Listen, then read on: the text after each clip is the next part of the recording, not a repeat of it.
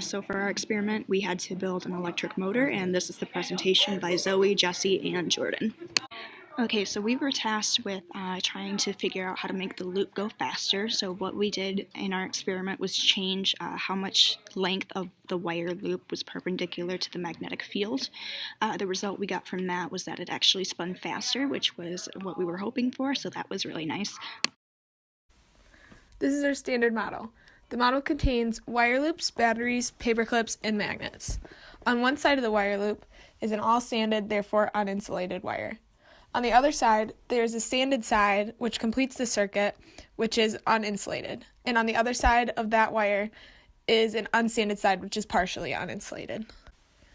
Using the right-hand rule, we found that the force at the top of the wire loop is going into the page, and at the bottom of the wire loop, the force is going out of the page.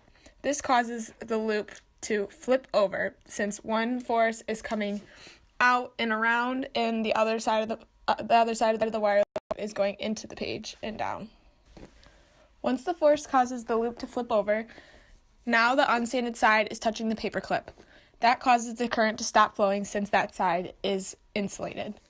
With no current, the wire loop flips back to its original state, which is where the sanded side is connected to the wire, which completes the circuit again, causing the paper clip to begin to flip.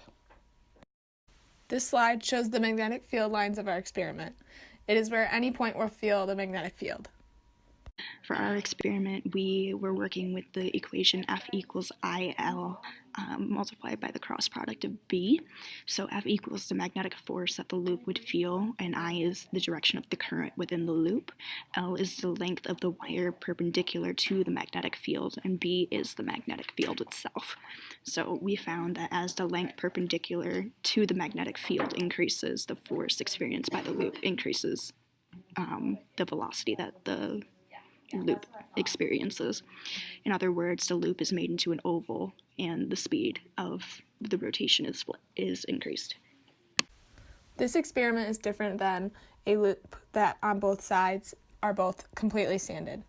If both sides were sanded, the loop would rock back and forth. This is because when the wire turns over, the current flips and the magnetic force causes the loop to flip back again. So in order to get the loop to spin in one way, only one side should be sanded. We used Tracker in order to collect data on rotations per second.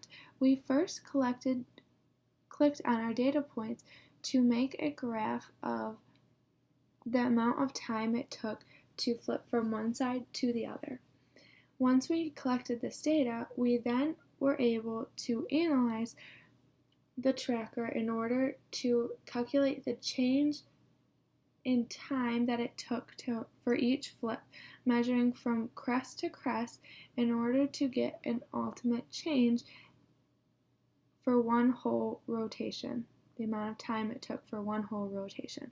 Once we calculated that, we divided it by the total amount of time that it took over the period tracked.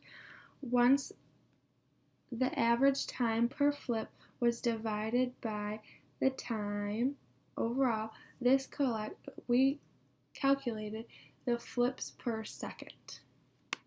Sources of error were the tracker, the video being too fast to track properly, the video recordings were not as high of a quality as we would have liked, the perfect shapes were not perfect circles, and they were not perfect ellipses in order to measure the perpendicularity of each shape. And the wires were very malleable that could change shape during flipping or by simple adjustment when placing them in the setup of the experiment. In conclusion, when you increase the length of the wire that is perpendicular to the magnetic field, the number of rotations per second of the wire loop increases. This is shown through our tracker data and also the equation F equals IL cross product of B. So if you increase the length of the wire perpendicular to the magnet, the magnetic force also increases. The magnetic force is what causes the loop to flip.